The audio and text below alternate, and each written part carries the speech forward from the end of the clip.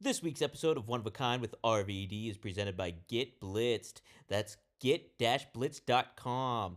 Get Blitz Let's Aid is nano-infused THC syrup, and it is a premium cannabis-infused syrup formulated with nanotechnology for fast-acting effects.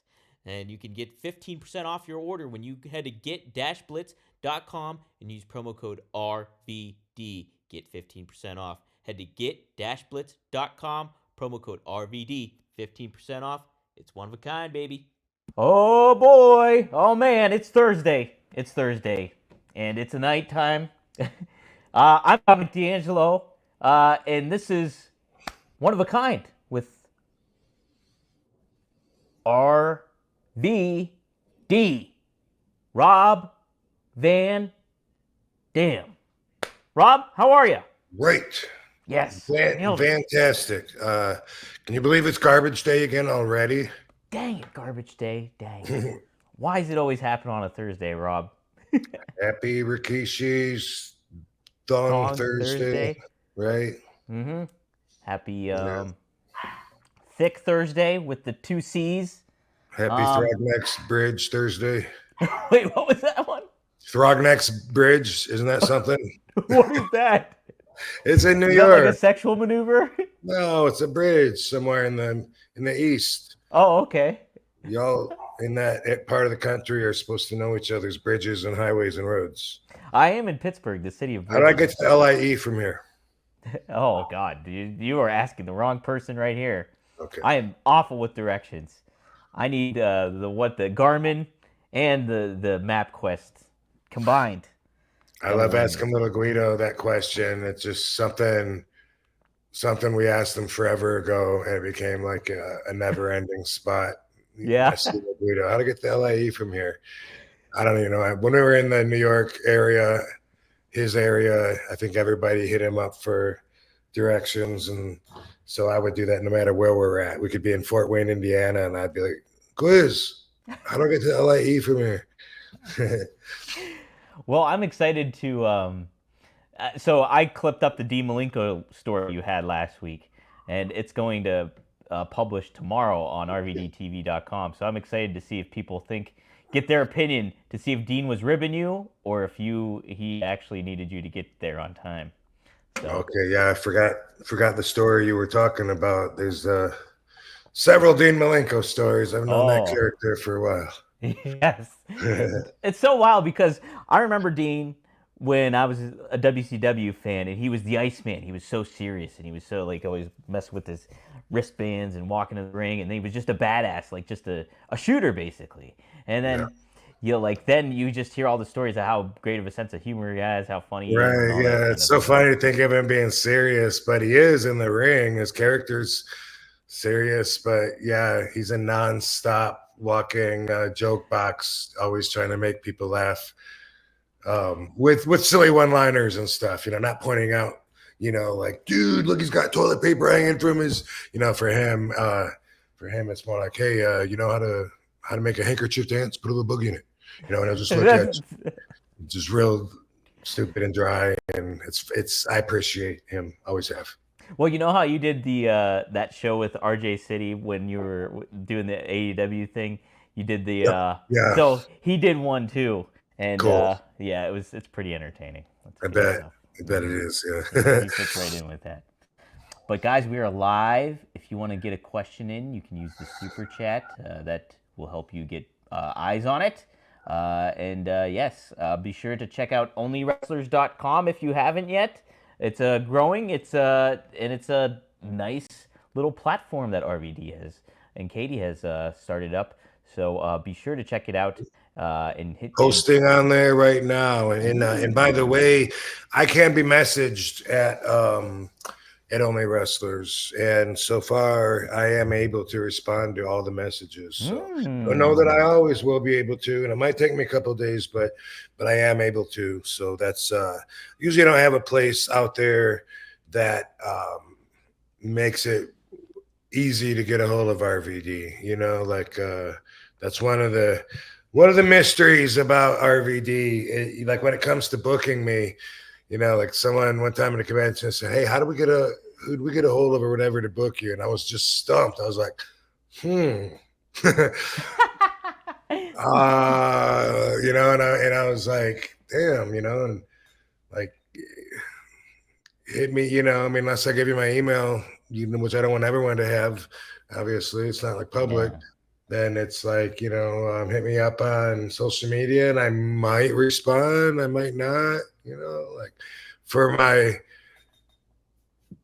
think most of my career anyway, I don't have a message on my phone, so I don't confirm that you got the phone number right. So, if I was really wanting to do more business, I'd probably have a voicemail so you to confirm, because a lot of people might just hang up when it rings and then it just stops ringing. I would hang up. I'd be like, oh, I don't know if that's his number or not,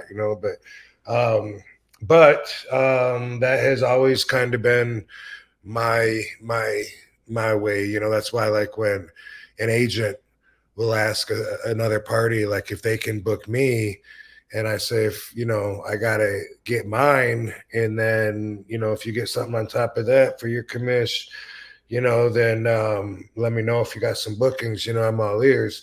And then bam, then they put on social media, you can book RVD, get a hold of me here. And then I'm like, oh, that sounds desperate. Like, I always think that, which is maybe a silly way to think, because business is business, but it's just not the way that you go when you're the whole effing show.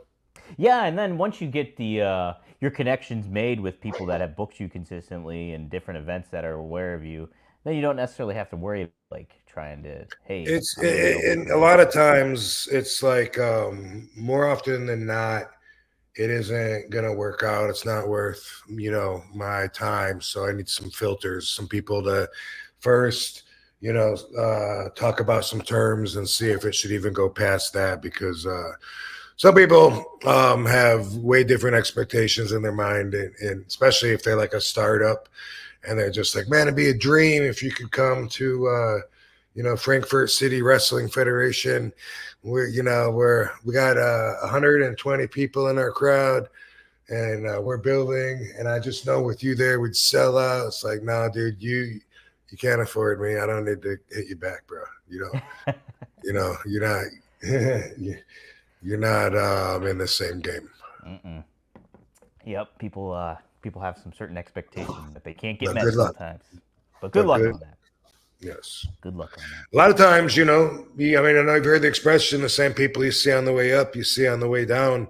I at length, I went into a little detail about how a lot of my peers handle their careers, and they just, they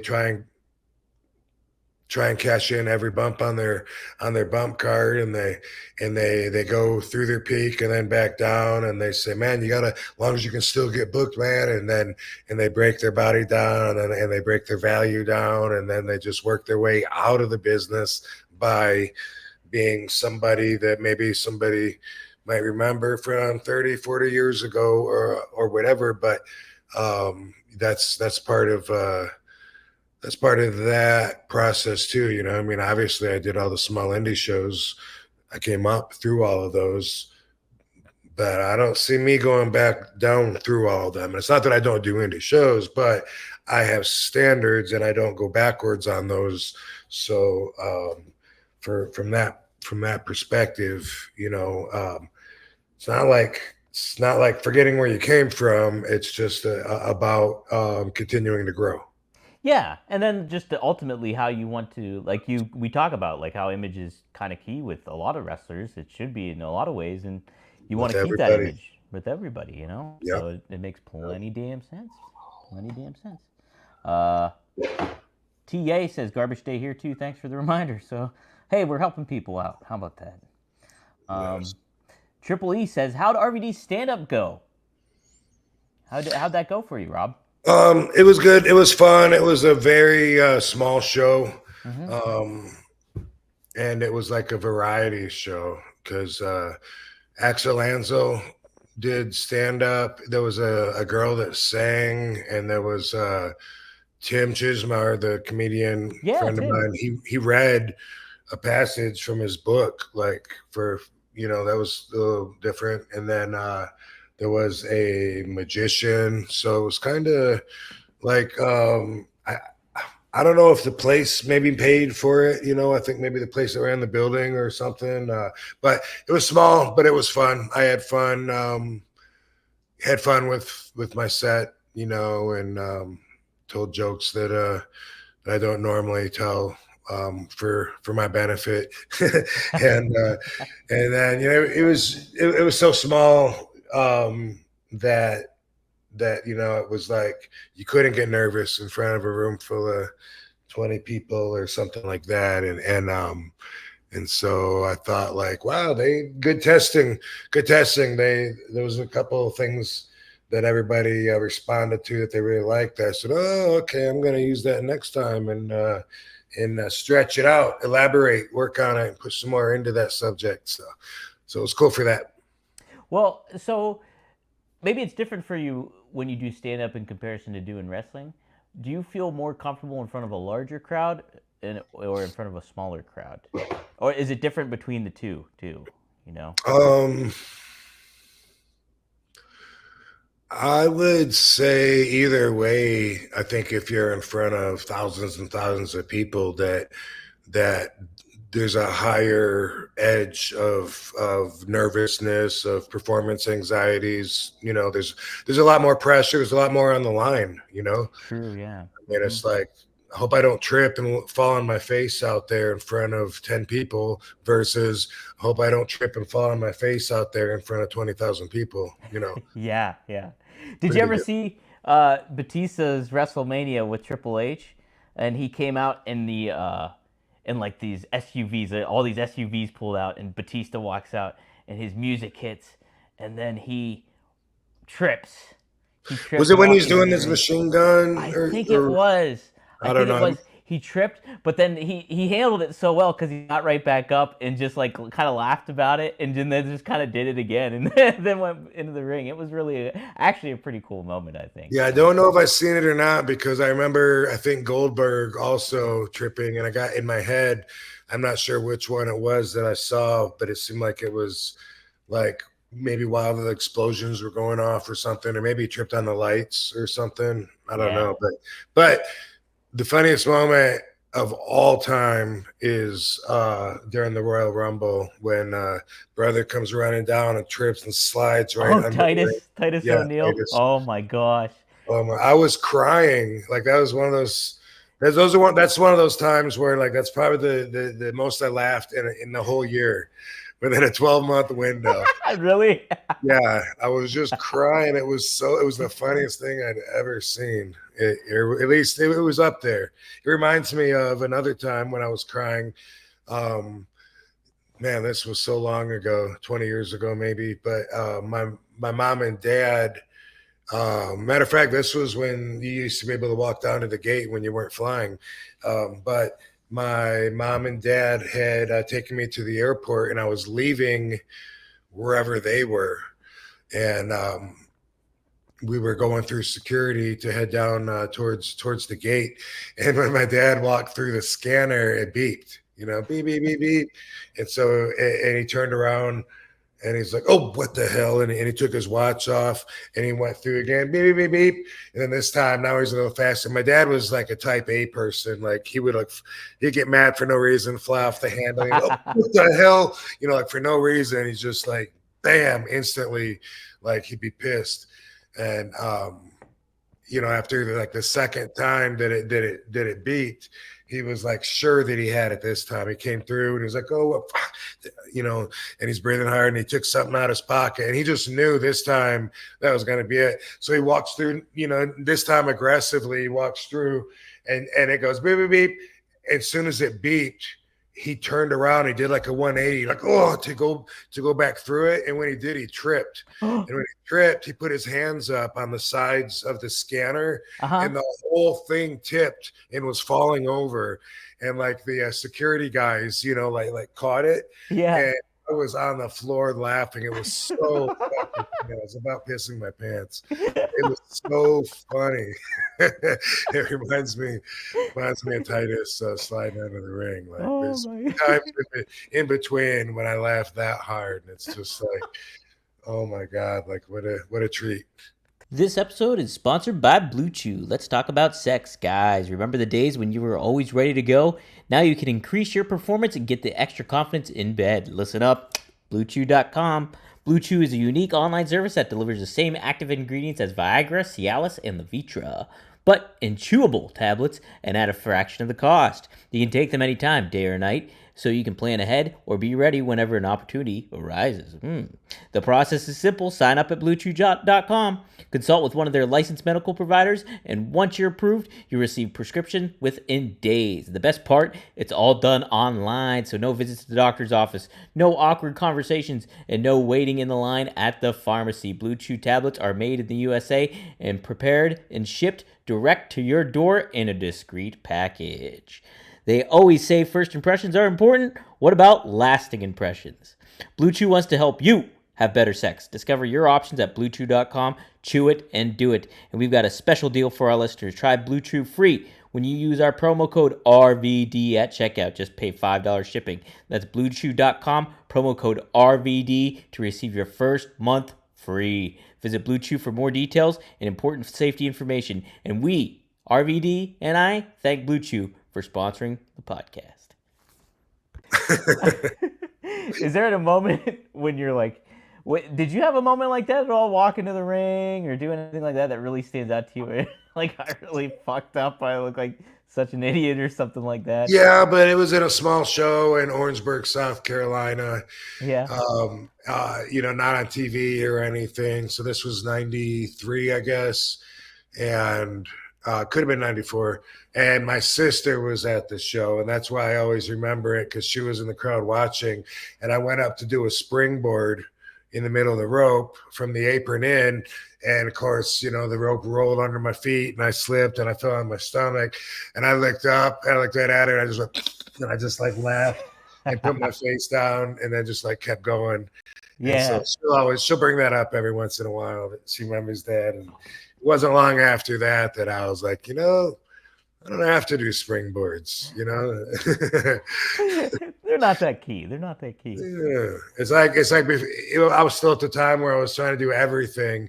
And then eventually I learned, sometimes I want to challenge myself or show that I got, something cool to show. Otherwise, it was easier to have a perfect or a great match by trimming some of the risks out that might fuck that whole thing up and make it, instead of a good match, something that you laugh at and resent. Yeah. The thing I like about like watching your older matches in ECW and stuff, when it comes to like you wrestling Sabu and certain things like that, there's moments where it's just like boom. There's the legitimacy to it because of like the stiffness of the kicks and what you guys are doing, or whether it comes to that. But there's also some moments where it's like you don't necessarily hit the target quite right all the time and stuff like that. But I think it kind of adds to kind of the element of the match and the story of like what we first see. Like we haven't seen that stuff before when it first happened, and so like I think that kind of elevated those matches and added to the stakes to them. I think. Lovey wants to look at Lovey. Oh, so sweetheart, so sweet. She's a cutie. Yeah, I mean, I think about when I dropped the chair and rolled, I was going to monkey flip Sabu onto it, and then the chair like popped open with all the legs sticking up. Yeah. Didn't expect that. No, not at all. Yeah. And also I remember one time when I was in the corner, and I've seen this somewhat recently. That's why I remember it, but I was sitting in the corner, and Sabu ran up to the top rope next to me like he was going to do a Hurricane Rana off the top rope. And I think I pushed his leg, and then boom, he, crotches himself. And then, I don't know, he falls off, and I like jump off and kick him or something. I don't know what it was, but when we were watching it, somebody was showing it on their show, and they were laughing, thinking that Sabu slipped and that we just like saved the moment by whatever we did. And it's moments like that make me happy to know, that there's still a lot of gray area where people just don't know and they think they do know. Right. Sabu did that to himself a lot. He would try to fool like Meltzer and the report. That's and great. So he purposely, because he'd say, you're not going to land it every time perfect, like every once in a while, that's real. Of course you're going to slam. That's realistic or whatever. And he'd be in that state of mind. And a lot of times he would do something and seem to miss for no reason, and it just made sense with his psychology, and everybody would think like, oh my God, he's missing more spots than a window washer with cataracts. Man, this guy, we were laughing because we knew the whole time, like, these guys think they know everything. They're marks. That's awesome. Was that something he kind of adapted from the Sheik, or is that something he took on his own? Like, he's like, I want to be unpredictable like that, and kind of do something that that keeps people on their toes and guessing. Everything's about being unpredictable. That's why, like, for me, how I took that and applied that principle to myself is I like to misdirect before I do something, and it makes it so much more interesting. That's why, like, before I hit the ropes, sometimes, I'll just be like, and then I go, and then I'll look, and then I go run. Or like, bam, I'm in the corner and someone's coming at me. I like the person that's running at me to not know if I'm going to get out of the way or if I'm going to stay in there. I like to wait till the very last second and not even look at them. Look like I'm looking at the crowd or something. And then for sure I'm going to get hit. They're so close. But then I'll grab the second rope and whoo, and just boom, nobody's home, and pull myself out of there. That's how I make it unexpected. And I don't understand how that got lost. Like, if you leave the corner, I kept pausing it the other day, watching some wrestling with Katie. And I'd be like, I can't help it. I take it personally, and it starts like offending me, some of the things that they do. And so I would pause it. I did this several times, rewind it, pause it. And I'd say, look, that person moved, and the person that's running at them is still in the middle of the fucking ring. They still got 2 steps and a jump, and the person is already moved. Yeah. What happened to making somebody, to get in the crowd to not know what's going to happen? You completely lose that element when you just get out of the way because you're not fast. You don't trust your slow ass, and so you're going to make it predictable. And the reason I get offended is because you're making that other person look like an idiot. Right. With enough experience, they'd stop. I would stop. If I was running towards a corner and one of these new guys just moved out of the way, I would just stop and look at them, and kick them or whatever. But when you're young and green, you're thinking like, of what you had in mind, and you're going to kind of go through it, even though it makes you look stupid. And I, like I said, I really get offended. I got to learn. That's something Katie decided to not get offended when I watch wrestling. But I'm like, why would they do that? Like, what? And it just, it gets me kind of worked up. There was several times I paused it. I said, look, this person is rolling and the other person's about to jump off. They haven't even got their foot up on the top rope yet. And they seem to, maybe it's like safety first now. That's what I ascertained years ago from watching the change the wrestling is doing with society, and being the whole cancel culture and what's coming after that with the whole shocked population, everything with all that. They completely are taking out a lot of the emotion that should be in the match just because they're physically not doing it right, in my opinion. And not everything, but things like that are so important. Well, like, there's, to your point, I see so many times where, like, guys, you just see it's all rehearsed, and it's like they're timing this out, and it's just like, it's like a routine, and it does take you out of it, and it kind of just like, come on, I'm not buying into any of this. And like, what they're doing is athletic. Oh, it's Barbie. Barbie's in the house. Barbie D. Love you, her and Barbie wrestle all day. No, man. Oh, man. They love wrestling. But yeah, I think it does really take you. Katie picks up on that stuff too a lot now, like that when she's watching it with you, or do you? I don't know. I'm always pointing it out to her. I can say that. Yeah, I'm always making a point of it, and make sure that she understands it. Mm-hmm. Always have. Yeah. I bet that it kind of drives you nuts a little bit sometimes. Probably, yeah. So we got a couple super chats from Maddie. Another Maddie. He says, RVD to Raw would be cool. Three-way dance between Bronson Reed versus Seth Rollins. Ooh, how about that? You and How Bronson random, Reed. though. Yeah, that is pretty random. You'd fit right in. Well, he's been doing the tsunami. Have you seen him doing that? He's splashing down on Seth Rollins and stuff like that. Oh, is the tsunami like a frog splash?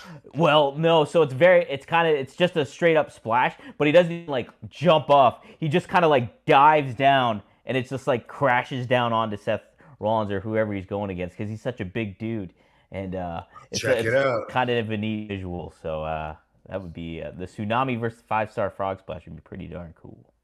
Pretty darn Cool. And then Well, Maddie check also it out. adds that I used to get frustrated when WWE would PG RVD.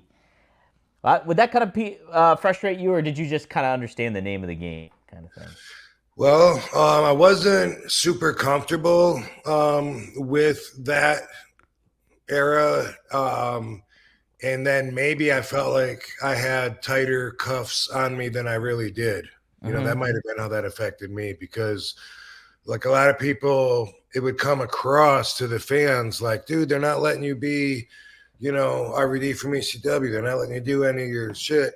But then I would know, like, well, I only have 3.5 minutes for my whole match, and chairs are illegal here, so of course you're not going to get the same RVD because just everything about ECW was different. But I think it all started with the fact, as far as my approach to the match, my vibe, my rhythm, whatever. I had no thoughts of time in my mind. I thought like, okay, I'm gonna walk around the ring a little bit. Maybe I'll go to lock up, and then maybe I'll just instead roll under the rope and go do some thumbs and high five some fans or whatever, and take my time, and get everyone, and then come back in, be like, okay, now I'm ready. Like with WWE, it just seemed like the whole agenda was about live TV and about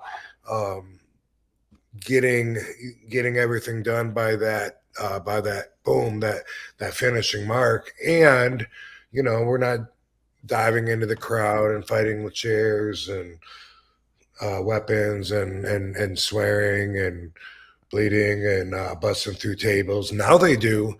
Now I think they do it too much, because whenever I see an announcer table getting broke, I'm like, does that even mean anything anymore? Right. I feel the same way. Seems like every single, same thing with the dives, same thing with the Stone Cold Stunner, same thing with the Canadian Destroyer. Super kicks.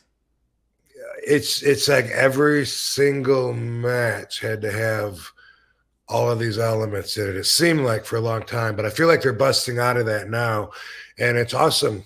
It's good to see them busting out of that, because for a while it was hard for me to fathom like what they're doing or why they're doing that, why it's changed in that way.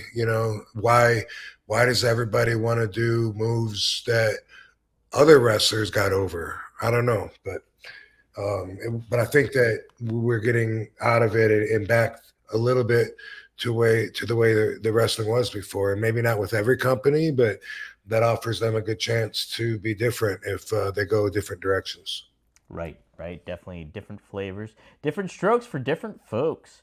Jim the Dawn adds, I loved that about ECW, the little pauses in between the big spots to let it breathe. So he was taking note of that for sure. It was really soaking in the moment, and man, what some great moments too. When the crowd was so fired up, you had to soak that up. And man, I can't imagine having to work around a time limit and having those matches that I had. The matches I had with Jerry Lynn, I'd be like running, diving over the guardrail on him, going to the ref. How much time we got? Okay, we gotta get back in the ring. Boom. It's that made the biggest difference. And the first time I remember being at a WWE show, this was during the run-in, the 1997 invasion. So when I wrestled Jeff Hardy and T Cold Scorpio was Flash Funk and the Headbangers, and JR was with me. During that little run, I saw in the dressing room a page with rules on it. Uh-huh.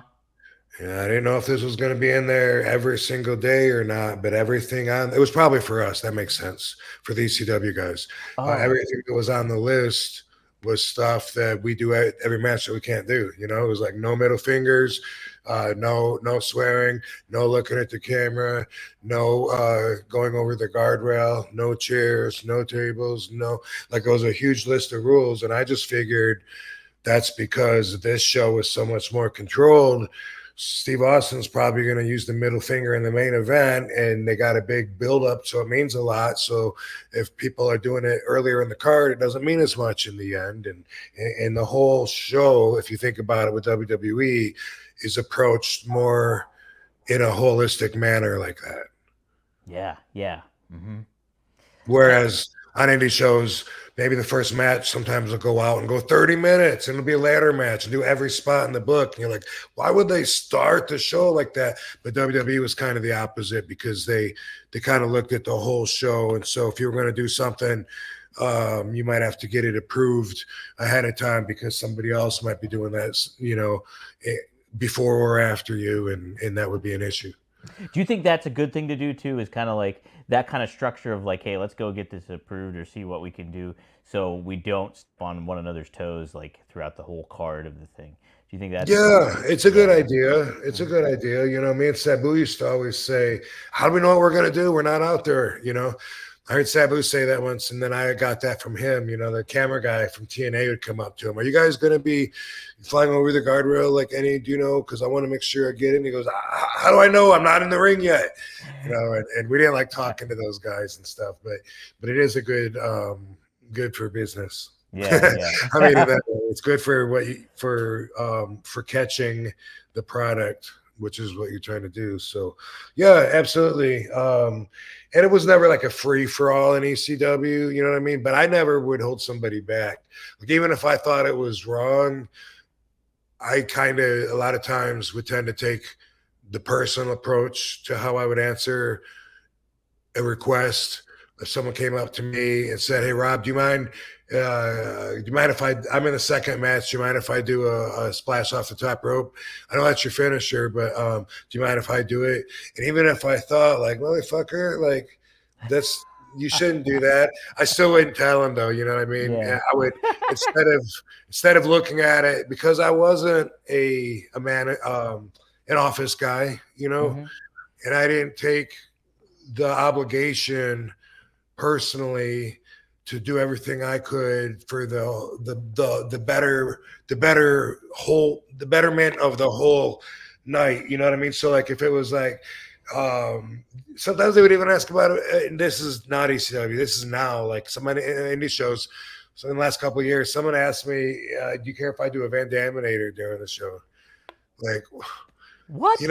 like, I mean, maybe it'll come across like a tribute because they know RVD's on in the main event. Yeah, but it's still selfish. Otherwise, It's like, but still, I'm usually going to be like, hey, knock yourself out, bro. yeah, You can get over like I can. yeah. That's usually even if I don't think that they should do it, because then it's like there's office to the boys and there's the boys to the boys. You know what I mean? Mm-hmm. When it comes to boys to the boys, I don't appreciate it when somebody uses the process of holding others back or down to get ahead. So I'm very cognizant of that. Yeah, and like a person doing something like that, like if they're like, "Hey, can I do a Van Daminator?" and you're like, "Yeah, go ahead," they're only just going to think of you. And I think somebody doing something like that, it's kind of selfish on their end because, hey, RVD's on the card. Well, look at what I'm doing. Here's RVD's Van Terminator. I really just mostly like will hope that someone else talks to them, whoever's in charge of the show, agent, boss, whatever, someone will pull them aside. Not me. Right. Yeah, you'd think some of these talents, read the room talents, RVD's in the room, okay? Yeah, right. You called it, dude, you called it a Van Daminator. Like, it's not even like you, that's my move, bro. Yeah, right. That didn't come from Jean-Claude, okay? Just so you know. So like he said, do you care if I do a spinning back kick into a chair into this guy's face? Right. You don't do that, right, Rob? Which for a while, like it took me a while to get used to everyone doing it, everyone else's moves because they even go by the name and give credit to the person that they're stealing it from. And that's just so different than the way that I got trained. I mentioned this a lot and did a documentary the other day about getting trained. Something that Sabu and I were both part of about the Sheik that you will find out about soon enough. And man, I was always taught don't try and be like someone else because there's already one of those guys. Yeah. And don't try and take someone else's position because he's already got that position. That position's already taken. Be yourself, create your own position. And man, if I would have like not only stolen moves from other wrestlers, but actually called it after them, like Sheik would have stabbed me if I would have said, I want to learn how to do a Stone Cold Stunner, into a RKO. They'd be like, what? Like, those are the names. It's almost like you're confessing to stealing it by naming them. You're providing the evidence. You're like, yeah, I stole it. Look, there's footage right there. It's just so different from the way I got trained. And like everybody would do a body slam, but when it came to finishes, it used to seem like, okay, yeah, that torture rack that goes to Hercules in WWE, Lex Luger maybe down south. Yeah. Boom, that was it. And then it came to the era of everybody wants to show that they can do every move. And then you got 5-foot guys that are 200 pounds or less doing power bombs to big people.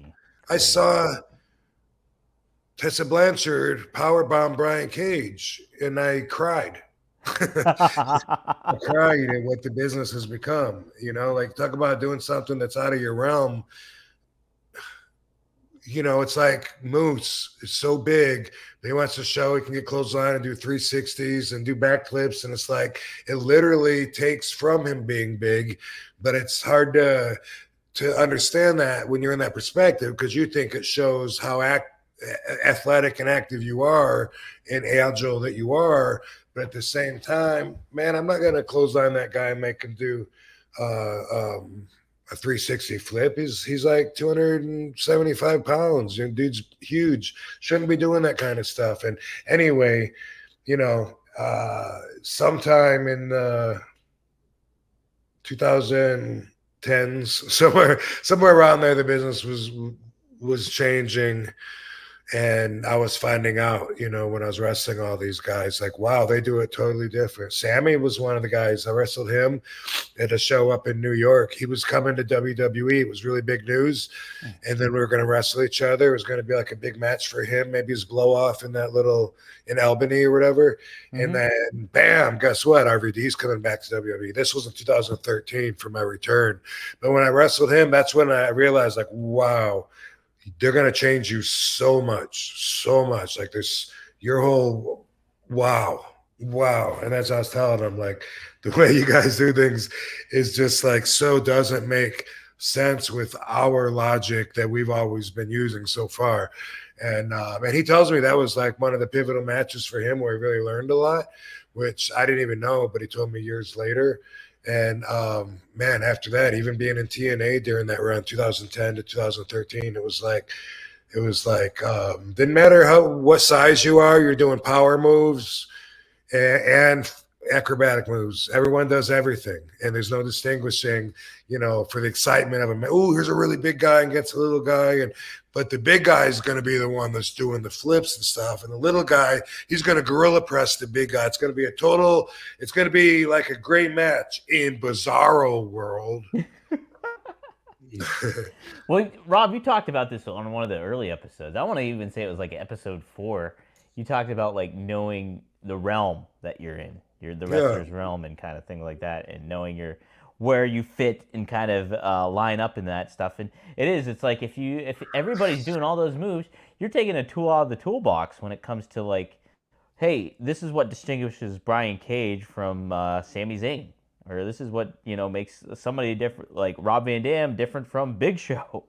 It's just It's a head scratcher when I see that kind of stuff. I mean, it obviously catches you off guard. It's like, oh wow, look at that. But it's also like, does that I really hate help the it. story? Yeah. Yeah, does that really help the story? One of the first times that saw was same year, I guess, 2013. So it was between 2010 and 2013 that I really learned the business was changing in that manner. And when I went back to WWE for that return run in 2013, that's when I met Seth Rollins, and I couldn't believe he was picking people up like a power bomb, running across the ring and throwing them into the turnbuckle. Like I couldn't believe this guy was doing that Yeah, because he wasn't Brian Cage or Batista, and that move would be so impressive if it was one of them. But then with him doing it, it's almost to me. I mean, it was still cool from a perspective, but as far as like the realms of wrestling and their size and the physicality that's usually going along with that, it almost came across to me like a wasted move. yeah, like forgettable because it's just like, oh, it's cool that a guy that size, like, wow, it's impressive a guy that size can kind of do that. But it's also like, well, what kind of significance does that have moving forward? You know, it's just like I remember how amped up I would get when Shawn Michaels would tune up the band for a super kick, and now you see him all the freaking time. And the worst is when they don't sell it. They take a super Yeah. kick, bam, and they stand there, and they take another fucking kick, bam, and they still stand there, and they go and they clothesline that guy, and then they sell. And it's like, dude, every time that happens too, I got to pause it and show Katie, like, you see how they're no selling that, right? No sell, no sell, and now boom, he hits him with the move. Okay, and now he's selling a little bit, and sometimes she'll be like, well, maybe he's doing like what we call the drunk sell. You know, Uh-huh. hey, there's no reason to do a drunk sell. Look what he did. Like they'll get schoolboyed 1-2, kick out and come up like they're wobbly, like they just got a Oh DDT, and it's like they are not believing in what they do. no. And I'm always pointing that out. And, that actually led to a discussion between me and Katie. I was like, I could help a lot of those guys down there, guys that are starting out, but have been trained some. I don't think I could do it from scratch. I don't think I'd have the patience or the know-how to teach somebody from scratch. But if there's people that are already working and shit and wanted someone to sharpen them up and make them better, but then again, maybe my way is outdated. Who am I to say? How much when you're on the indie scene or you're backstage at something else, how often do you get people asking for you for advice when it comes to stuff? Um, it happens probably usually once a show, sometimes twice a show that I'm Okay. at. And a lot of times it's like, man, I'll try. If it's TV, I might be busy filming and walk around. Usually, a lot of times when they ask afterwards, they'll say, did you get a chance to see it? And I'm like, man, I'm sorry, no. Or I just saw a little bit, were you in the corner and I saw you move. It looked really good because, I like the explosive action, like you waited and moved, and that was good, but I'm sorry I missed the rest of it. It often comes like that, I saw a guy on TV a couple of days ago on I guess it was old footage from Tough Enough. Oh. Um, oh, actually, now that I think about it, this was on wrestlers that have screwed up and are no longer around and have been caught in scandals, right? Oh And boy. this was Velvet Dream. Oh, Velveteen Dream. Yeah. Velveteen Dream, yep. I Yep. saw him on TV, and I was just telling Katie, like, I remember meeting him at an indie show in Baltimore, and he did just that. He came up to me and he said, "Hey," he said, "if you get a chance, I'd love it if you could watch my match and get any pointers, whatever. I'd be happy to have them." I said, "Well, I'll try. When are you up?" I watched this match. I watched the whole match, and everything he did was awesome.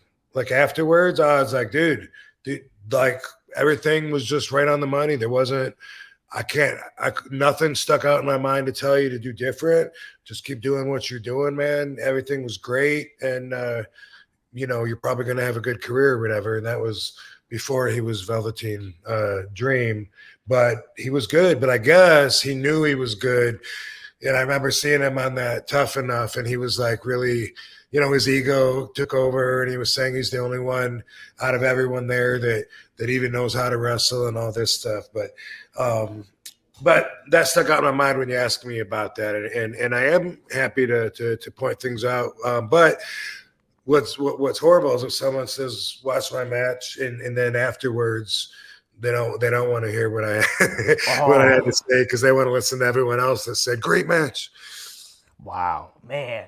Yeah, that would be like, well, F that then. I would be like, you know what I mean? Yeah, all right then. Well, fair enough. Yeah. Fucking people, man. People drive me nuts. But usually, about once a match or once a night or so, like somebody will pull me aside and ask me if I get a chance to see their match. Same thing when I work with people a lot of times, Yeah.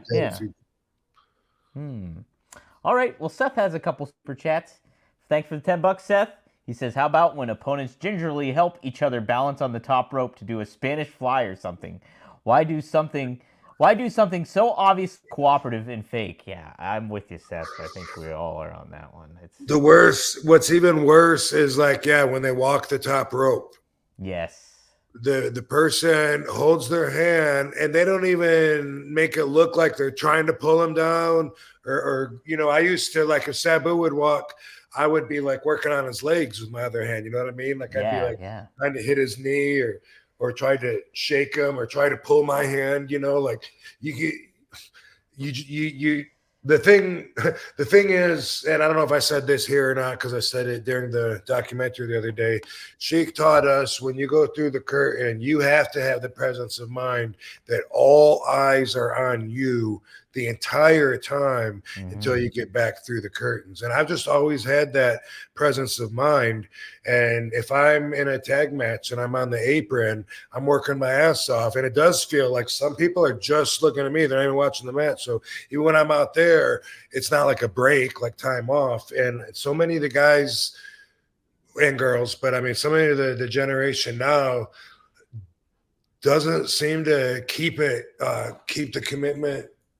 Hey, baby. Hey, baby. Katie just came home. Oh, but, Katie.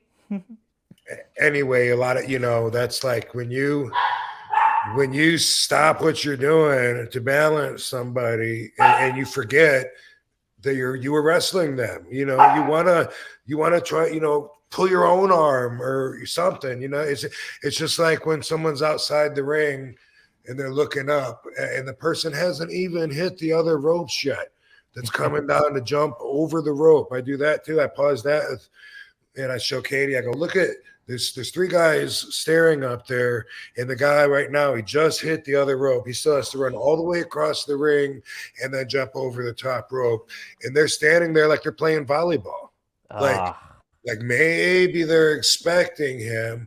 And if it was up to me, I would say, hey guys, what's wrong with grabbing the back of your neck? Grab your back. Something, and then guess what? Now you're still working. But to take the net out and they each are holding one side of the net and looking up, and then expect us to get back into supporting them when they do something that they think we should pop at. It's like, no, you lost me, dude. You already lost me. You disconnected me. Right. You talked through my porn scene. You're making me mad just talking about it. Seth adds, my other pet peeve is thigh slapping on every strike, even when it's like a punch to the stomach. I think thigh slap should be for finishers only, like Chris Adams' Superkick. So how about that? What do you think of that? No, it's something. Hi, baby. Hey, baby. It's something that happened. Hey. It happened during there's a little bit of delay, so I can see my lips moving after I talk. Wow.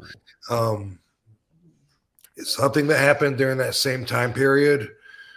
Whoever between 2010 and 2013, 14, whoever trained all the wrestlers that were trained during that time taught them to slap their leg when they do anything, and taught them it's okay to run by each other. What's that move? where like you go hit the ropes and then I run into the same ropes you just hit and run right by you. And then you come out to the middle and then you turn around and now I'm coming off the ropes and now I go to hit you and you duck it. You know what I'm talking about? Yeah, it's awful. That came out the exact same time that the era of the slapping one's leg came out. And man, I've never been a fan of it. You know, sometimes it's appropriate and other times it's not. Channing Decker up in Canada. Last time I don't know, it might have been the first time. I've wrestled him a few times. Mm-hmm. One of the times that I was wrestling him, though, he was talking about some idea that he had. This was earlier in the day, and he just wanted to like feel something out or whatever. And anyway, I was like, he went up to me to do an elbow, and he like smacked his leg while he did that, while he's just like thinking himself through something. And I was like, did you just slap your leg? You slapped your leg when you elbow? He's like, well, yeah. You know, like, doesn't everybody? I was like, oh my God, dude. And he was one too that represented the whole new era. He was upset that I only wanted to use one table because he wanted like at least 2 tables, 2 doors he wanted to break. And like every match has to be like main event, extreme ECW kind of match. And anyway, he wanted to do like every move. He said that he learned a lot too from working with me, and I'm sure he did because I've worked with him a few times. But good kid, good friend of mine. But definitely, the whole time, like first time I met him, I was like, "What?" Like all day, and I was like, "No, come on, man! Like you're." And I remember one time, like I was like, "Man, dude, like." Help me here. And he's like, what can I do to help you, Rob? I remember this conversation, like, yeah. And I was just like, dude, you have to listen to what I'm saying. But it was his show too. But good guy. He does the Greek town wrestling. Yep. That was the first one, Greek Town. Yeah, and then I've wrestled him. You saw wrestled him in Pittsburgh when we went. Also up in Canada, up one of the Providences or whatever you call it up there. Mm-hmm. Yeah, he was the guy you wrestled too in Pittsburgh with at the shithole Rob Shaver Garden. Got to get him on Only Wrestlers. As a matter of fact, I was telling him about it way earlier when I was at the Montreal Comic Con. I saw him. Oh, how about that? Yeah, he's a good guy. I like him. Yeah. We'll do a couple of super chats and then we're gonna get out of here. Rob's a busy man this weekend. Cool. So. Yep, I gotta leave early in the morning to go to Winnipeg Comic Con. So I will see you all Saturday and Sunday at the Winnipeg Comic Con. How's about that? All right, Maddie. Yeah, Katie's not gonna be with me. I did a video saying she'd be with me, and I want to do another video to tell everyone that she's not. But for the people that are listening, they get a little extra know-how. Just like on the Only Wrestlers, when I leave the videos, I figure it's okay to tell them a little more detail than I tell the public because they're getting exclusive. They're getting exclusive, yeah. They're supporting this project. I feel like that's the way to be the most updated. Speaking of, Rob, do you want to just real quick do the little video we were talking about where you just plug Only Wrestlers? Hey, subscribe to Only Wrestlers and just go to onlywrestlers.com. Say whatever you want to say, and I'll put it on every clip. Are you ready? I'm ready. Okay, we can do it. You're up. Dude, did you know you can subscribe to onlywrestlers.com and keep in touch with your favorite wrestlers? The party never has to end. All right. I like it. Well, I'll put it on every clip now. Keep it going well after the signing table. See, that's it. Like, I'll have all these people at the table signing at Winnipeg Comic Con, and I'll be telling all of them, dude, you can keep up with me on Only Wrestlers, and it's free for RVD and Katie. Hell yeah, it's free. Sign up right now, onlywrestlers.com. We're having fun with it growing, by the way, watching it. So it will be growing for a long time, hopefully always. Yes. Yeah. Always evolving, so to speak. Yeah. Yep. It's designed to. Yep. All right. We'll do 2 more super chats, and then we're going to get the heck out of Dodge. Oh, 3 more because somebody else did it. Maddie says, who would RVD love to frog splash on Raw SmackDown? Dom Mysterio, potentially? Who would you like to frog splash in WWE? I wouldn't mind giving Dom one. Sure. Yeah. That's a very good pick. I back you on that. I second that motion. And I've known him since he was a little tiny baby. So I get a kick out of seeing him now looking like he's having fun being the guy in the center of attention instead of just being there to see his daddy. So be cool to give him a 5-star legend splash, put him back in his place, and let him know he's still that little baby to me. He's such a great heel too. The fact whenever he grabs a microphone, people just immediately start booing him. He doesn't even get a word out, and he's getting heat. It's just he's that good at it. So That's awesome. Yeah, hey, I love that he has the Eddie Guerrero mullet. The mullet and the mustache. Yeah. It is great. It's great to add. Oh man, Dom's doing some great work. Yeah. Hey, one thing that I saw earlier that I thought might be worth bringing up. There's a cop here in Las Vegas, a sergeant that got busted for fabricating crimes, and there's a bunch of video of him. He set people up like on the Las Vegas Strip, like where a bunch of people are walking, it's crowded. This asshole who come up, boom, and shoulder check somebody really hard, and the guy would turn around, and then when they start arguing, his boys would be right behind him and arrest the guy. And he was doing stuff like that, trying to bolster his numbers of arrests and making up crimes. He tried to give counterfeit money to one guy. He goes out in public and it sets people up. But anyway, he got busted for that and then fired. And then while he's in the doghouse for that, now the newest news is they found child porn on his computers. Wow. This is a sergeant out here. So Sergeant Memnon, like the Menon. But the lady called him, that's what I think of. But the lady called him Menon, the reporter. But either way, this is a sergeant, that's a cop. So the good guys aren't always the ones that dress like good guys, and the bad guys aren't always the ones with tattoos. Nope, exactly. Motherfucker, like you think somebody's willing to like shoulder block you and like create something like that? Yeah, you're definitely a little. There's some wires crossed there where you're kind of. The guy literally, like when he's getting cuffed, going, "What is this?" It's like, I swear the cops were like right. You guys were like right there after he started this. I feel like this was a setup. He actually says that on camera. Wow, and he's right. Crazy. It was a setup. And what a piece of trash. So, piece of trash on trash day, Rob. Yes. Another reason why everybody should learn their rights, learn to protect yourself and trust people with limitations. Yes, great point, Rob. Maddie has another chat. I think this is in reference to me. RVD, would Dom play a good heel? In fact, he is so nice. I don't think he's talking about Dom Mysterio because he's already a heel. Would I be a good heel, Rob? I don't know. I can be a bit of an asshole if needed. Yeah?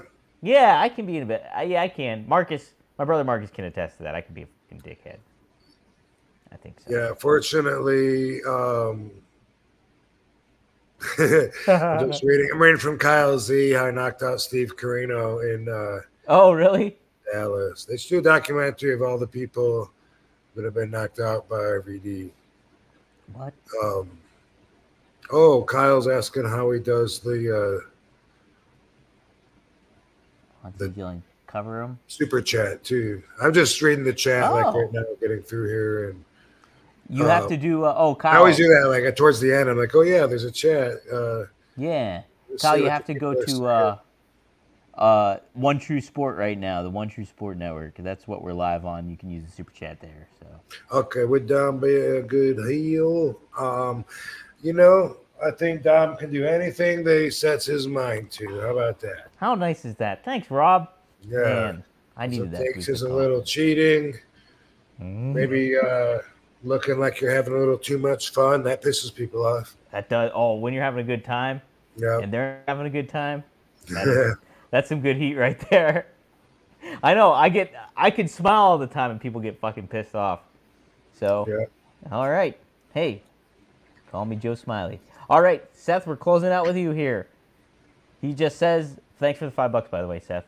The ECW invasion started with Lance Storm doing a super kick, and it was an oh my god moment. Didn't even thigh slap. Yeah, Lance Storm was good at super kicking. He was good at super kicking for sure. Yeah. So, it just so happens to be that when I throw a shoot sidekick and try to kick as hard as I can, like say on a heavy bag, I actually will put my hand on the leg that I'm extending and kind of like it's probably not helping a lot, but I kind of help push it. When I extend my leg, bam, to kick and to push, I'm actually like pushing on my thigh with my leg too. So I kind of that's why like I feel like a thigh slap is perfectly fine on the super kick because really it's like a kind of a version of an actual sidekick. And like if you're going to measure, I'm going to kick a target on a wall.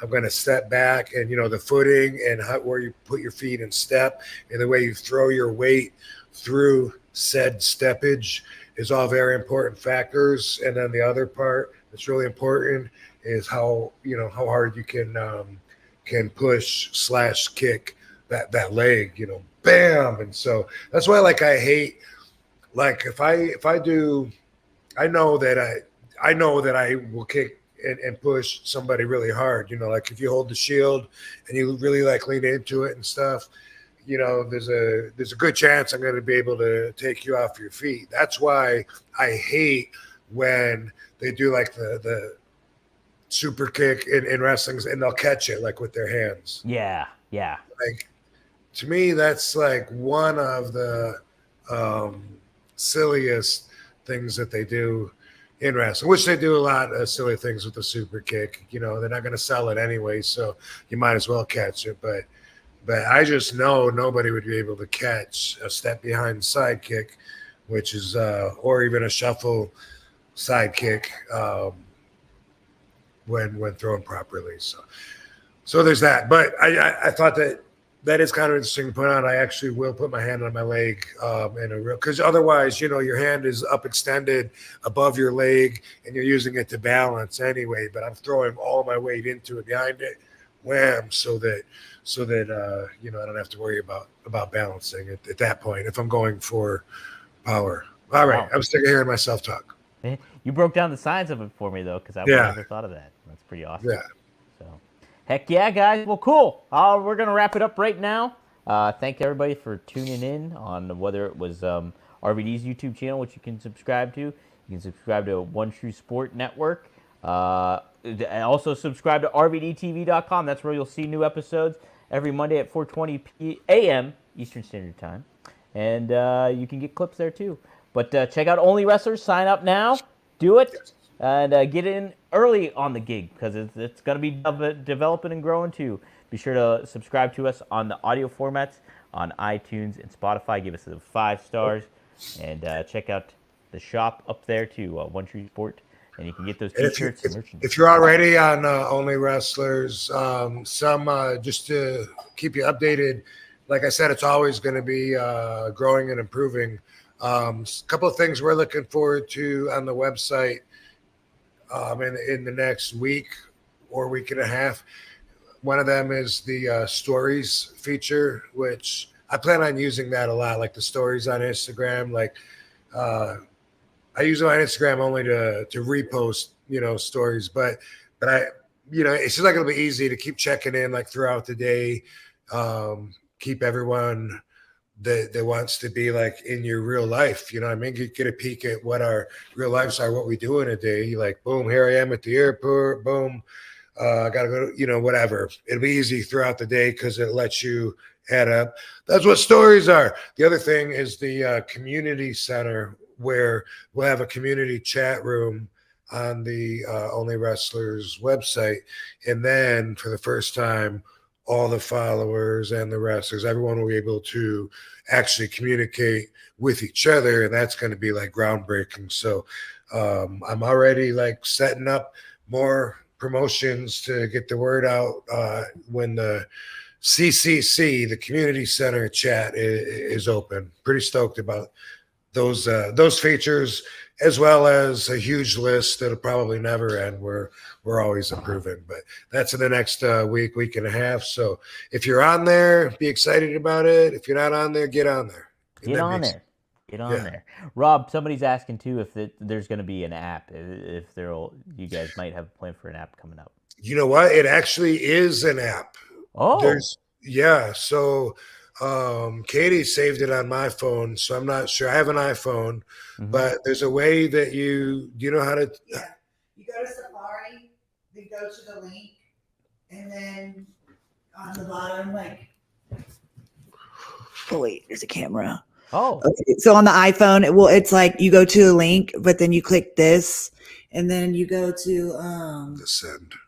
You click that button, and then you can go to like add favorites, add to homepage right there, and then that'll make whatever link. It'll make it a icon on your phone like an app, and it'll take you straight there. Oh, okay. So it's like it's still the web browser, but it just immediately takes you to that, which is that's cool. See, look, it's an O on the bottom right next to Oh, there you go. Yep. It's an app. It's just it's an app, and then when you open it up, when I hit it, oops, then boom, it pops up. Look at that. So there you go, guys. Check it on out.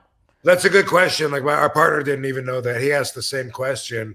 Yeah. And we don't know technology if we're 40 or over. That's it. Me too. I'm like right on the cusp of that too. I'm like, maybe? I don't know. Yeah.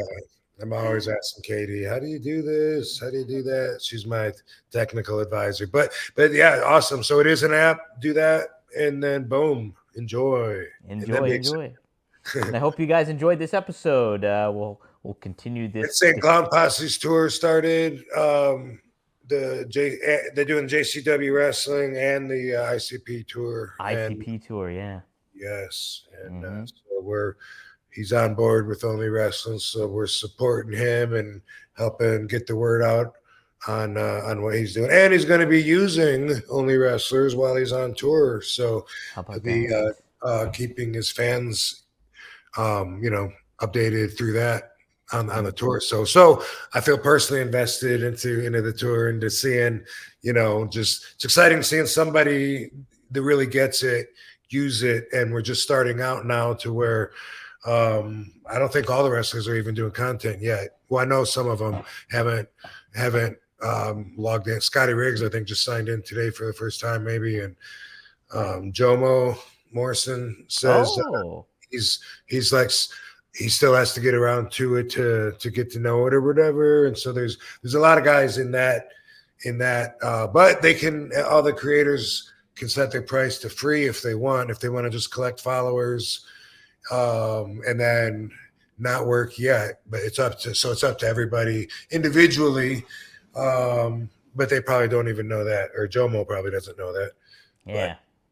That's probably what I'll do. That's probably what I'll do with mine. Is get the people in and give them a taste, and then I'll charge them. Right. I got some bookings coming up. I'll be taking my phone with me, and I don't know. I keep thinking like maybe I can just put it on live feed and sit it on the table for a while when I'm signing or something. Yeah, why not? Get a little added interaction kind of thing going down. I don't even know how to tell like how many people are watching or whatever, but it's still new to all of us. And I got a couple of bookings coming up, and one of them is even a wrestling match that I will share information with you next week about. How about that? So, guys, ooh, interesting. We got, but he'll be in Winnipeg this weekend, right? So check Yes, him sir. out coming up at the Winnipeg convention going on there. Winnipeg Comic Con. I'll How be about there that? Saturday. I'll be there Sunday. On my way in a few hours. There you go. There you go. Yep, October 26th and 27th. You can check it out at the Winnipeg Comic Con. So do that. No And lies. No No lies. lies detected. And go to GreekGlass.com to get your RVD glass. Don't forget about that.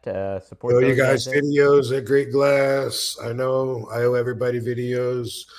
Only Wrestlers is going to help me get better at getting content. Getting content. That's what it's all about here, guys. So we thank you all for tuning in. Rob, we're almost at 10,000 people tuning in live right now. So how about that? Whoa. How crazy is that? That's pretty awesome. There's a lot of fucking people, dude. Right? You can't beat So I that. appreciate everyone for tuning in, dude. Check out onlywrestlers.com if you haven't yet. We're always getting more wrestlers to join, and then it's up to them what content they give. So, it's getting a sneak peek into their real life. It's extending the experience that you got for 2 minutes when you were getting the picture with them that one time. And like I said, I'm able to respond to all my messages so far. And I just do like daily videos on my feed right now while we're still testing it. And I add thumbnails that have nothing to do with the videos whatsoever. But I'm looking forward to the stories. And that's coming soon. That should be Katie and I are always free. And is it the OW or the OWA that's free? I'm always confused about that. Do you know? I think it's the OW one, the one I think I signed up for.